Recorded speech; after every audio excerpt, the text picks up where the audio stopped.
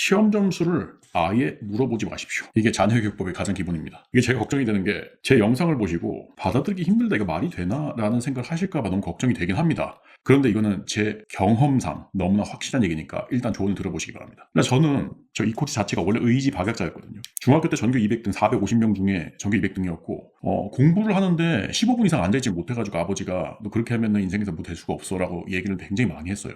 중3 때 영어 선생님이 내가 떠들고 있으니까 일어나서 세이브가 뭐냐고 물어봤는데 내가 세이브랑 헷갈렸어요. 게임할 때 세이브 저장하는 거 있잖아요. 저장하다 하니까 영어 선생님이 너무 답답한 나머지 그냥 한숨 쉬고 나 그냥 앉으라고 하더라고. 아무 말도 안 했어. 나중에 알고 보니까 이게 세이브가 아니라 세이프가 안전하다는 뜻이다. 나중에 알고 굉장히 창피했습니다. 근데 수능 때 전국 0.03% 배치표상으로 서울대 법대보다 6에서 10점 높았어요. 근데 그러고 나서 내가 생각을 해보니까 되게 희한한 게 있었거든. 결국은 수능 기적을 이뤘잖아요. 원래 공부를 잘 못했다가 공부를 되게 잘하게 됐는데 근데 되게 신기한 게 우리 아버지랑 어머니랑 전부 다 저한테 단 한 번도 시험 점수를 먼저 물어본 적이 없어. 우리나라 사람이 아버지 어머니가 대한민국에 태어나서 자식을 점수를 안 물어본다는 거 진짜 말도 안 되는 일이거든. 그래서 왜 안 물어보셨냐고 내가 나중에 얘기를 해보니까 일부러 참으셨다는 거예요. 사실은 제가 그 포인트가 저를 의지 박약자에서 공부를 미친 듯이 열심히 하는 사람으로 바꿔준 가장 강한 포인트라고 생각해요. 사실. 결국은 제일 중요한 게 주도적이어야 된다는 얘기예요. 자기 주도적. 마지막 성과 역전 기적을 이루는 학생이 되고 싶다면 사실은 고3이 되어야지 학생들이 실제로 공부를 할 생각을 하기 시작한단 말이에요.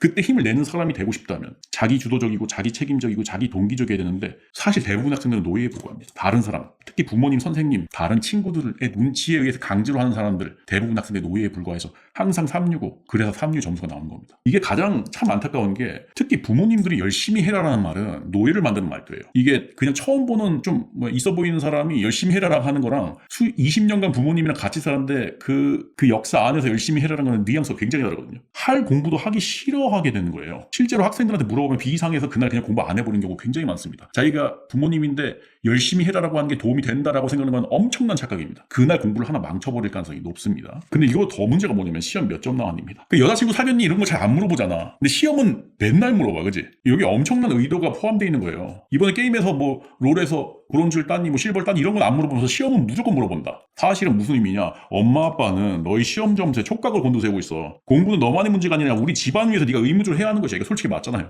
사실은 이 집안을 위해서 하는 게 맞긴 맞아요. 우리 솔직히 하면 얘기를 해보면은 그 집안에서 에너지를 투여한 자본을 투여한 자식이 지금 이게 공부가 제대로 되느냐가 엄청나게 중요한데 이 진실을 완전히 이 문장 하나로 꽂아주는 거야. 이게 열심히 해라보다 더 심한 말이 될 수가 있어. 충격적으로. 말도 안 되는 것 같은데. 이게 진짜 웃긴 게 시험 점수를 아예 안 물어보고 참으면 중간을 가는 경우가 상당히 많고 문제가 계속 참다 보면 어떻게 된다. 내 개인적인 경험이고 내 학생들도 똑같아요. 아이가 알아서 분명히 말하게 돼. 엄마 나 이번에 몇 점 나왔어 라고 말해. 근데 이때도 이게 이제 하나의 진보된 형태라서 이것도 상당히 좋은 거거든요. 학생이 먼저 자기 점수를 물어보기도 전에 얘기를 하는 거. 이럴 때 근데 대답이 굉장히 중요합니다. 엄마 나 이번에 78점 나왔어. 84점 나왔어. 왠지 기 죽은 것처럼 얘기를 한다고. 근데 이 학생은 사실은 나 망쳤어 이런 얘기를 하고 싶은 게 아니야. 진짜 진심으로 망쳐서 어떻게 해야 하는지를 묻고 있는 것이 명백하지 않는 한 아이한테는 뭐라고 해주냐면은 제법 잘했네. 노력의 결과가 보인다. 아이가 나한테 먼저 점수를 어떤 형태로든 말한다는 것은 95% 이상이 나 거기에서 혹시 괜찮은 부분이 있지 않을까라는 걸 확인받고 싶은 거야. 근데 부모님이 거기서 너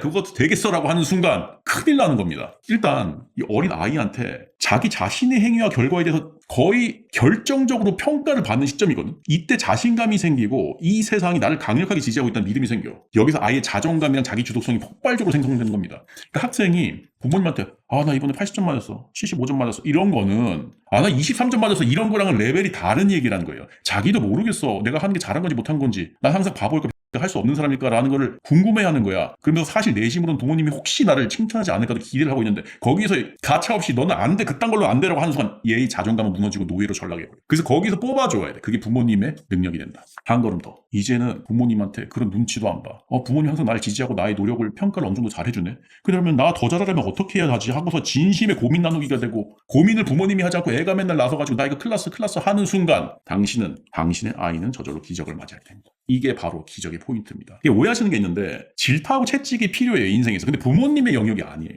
사실은 다른 사람한테 맡겨야 되는데, 근데 사실은 우리 아이들이 매 순간마다 질타 채찍을 엄청나게 받고 있는 겁니다. 이 세상에 존재하고 숨쉰다는 것만으로도. 사실은 대체로 이제 이런 애들이 문제가 되잖아. 아이들 중에 나 이 정도면 괜찮은데 나 그래도 좀 열심히 한 것 같은데 라고 하는 학생들의 심리는 진짜로 괜찮다는 걸 알고 있어서 그런 게 아니라 보통 주변에서 엄청난 압박이 들어오니까 나 거기에 대해서 자기 방어하고 싶어라는 얘기야. 그러니까 이 질타 채찍이 있으면 있을수록 나 이 정도면 괜찮아 라고 하고 싶어진다는 얘기지. 이 방어적 기제가 진짜로 사라져버리면 이 사람들은 무조건 진짜 나 더 잘하려면 어떻게 해야 되지? 에만 집중하게 됩니다. 이게 사람의 심리의 근본인 겁니다. 근데 사실 자기 자식이 되면은 그 근본적인 사람의 원리를 알던 사람들하고 까먹게 됩니다. 사실은. 원래 이 인생은 마음을 거꾸로 먹고 길게 보는 사람이 승리하잖아요. 여러분 다 주식하시잖아요. 주식을 내 감정 그대로 가는 사람이랑 감정이 반대로 가는 사람이랑 얼마나 차이가 나겠어요. 사업도 마찬가지고 인생, 연애에서도 승리하는 것도 내 감정에 따라서 가는 게 아니라 이 감정은 뭔가 문제가 있다. 그거에 반대로 가보자 라고 하는 사람이 승리하게 됩니다. 교육도 똑같아요. 자신의 감정을 반대로 가야지 역설적으로 성공합니다. 현명한 선택하시길 바라겠습니다. 멈춰있던 내 심장이 다시 뛰게 된 거야. 혼자였던 내 마음도 이젠 외롭지 않아. 신기한 일이야. 널 보면 볼수록 미라클 is amazing.